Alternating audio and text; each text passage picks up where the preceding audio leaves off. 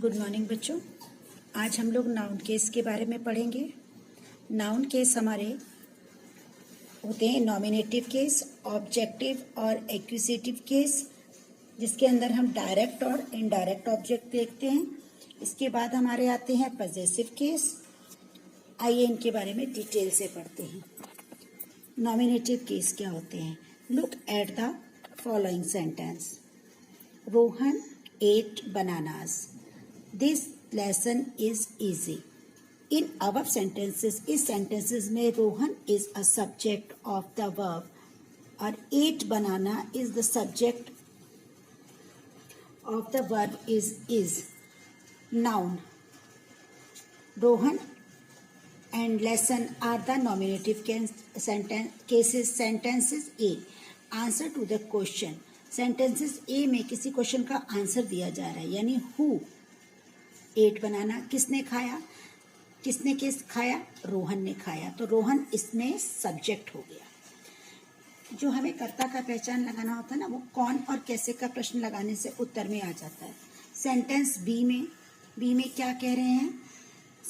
The answer to the question easy. क्या easy है?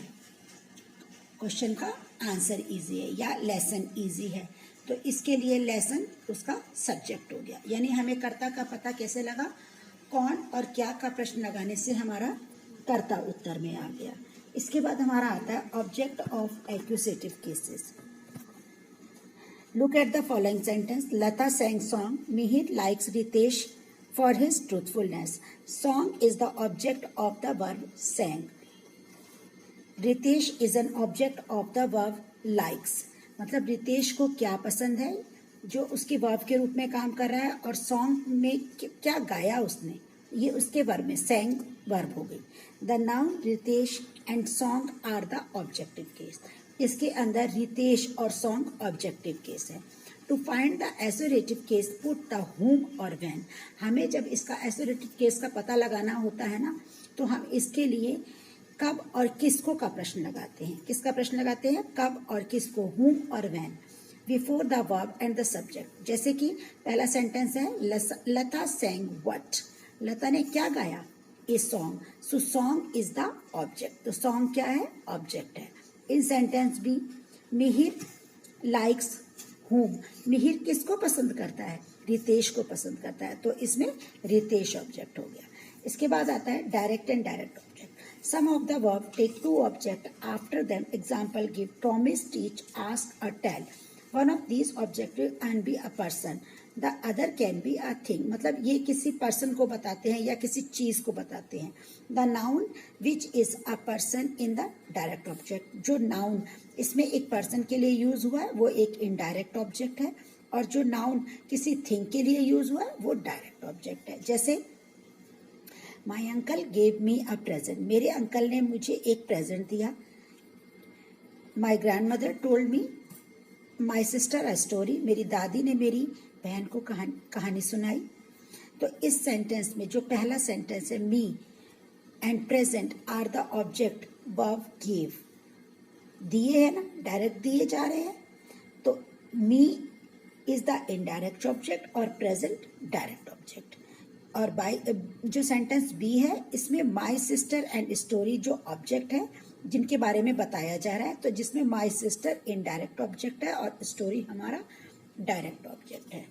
इसके बाद बच्चों आपको इसमें डायरेक्ट और इनडायरेक्ट ऑब्जेक्ट पिक आउट करने हैं इन एक्सरसाइज 1। इसके बाद हमारा आता है possessive case. When a noun shows possession, जब नाउन में किसी की समता को दिखाया जाता है तो उसे हम पजेसिव केस कहते हैं। Then the noun is in the possessive case, तो वो नाउन पजेसिव केस में होता है। Look at the following sentence. Akshay's house is near the city park. Akshay का जो घर है वो शहर के किनारे है। In sentence A, Akshay's house means the house belonging to Akshay. इस सेंटेंस में जो अक्षय का घर है वो अक्षय से बिलोंग करता है, तो इसके अंदर जो पजेसिव केस हो गया वो अक्षय का घर हो गया, तो अक्षय's हाउस, अक्षय का, तो ये हमारा पजेसिव केस हो गया, जिसके लिए हम एक कॉमा का यूज करते हैं जिसको एपोस्ट्रोफी बोलते हैं।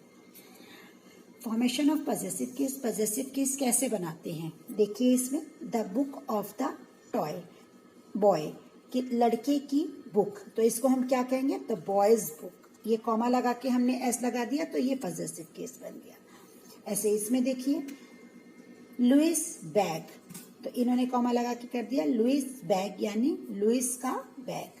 Charles book, Charles book. तो ये जो हम कॉमा एपोस्ट्रोफी कॉमा लगा करके हम जो ये सेंटेंस बनाते हैं या शब्द बनाते हैं उसको हम पॉजेसिव केस कहते हैं, और इसी तरीके से हमारे पॉजेसिव केस बनते हैं।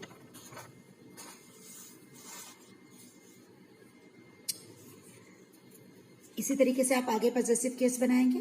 Possessive nouns are also used with the name of profession object. For example, a duty called state honor. Duty is called and state's honor, दोनों में हमने ये s का यूज किया है तो ये हमारा पॉजेसिव केस है। इसी तरह से ये एक्सरसाइज 2 और 3 आपको अपनी बुक एंड नोटबुक में करनी है। I hope you will all understand this lesson. Bye. Have a nice day.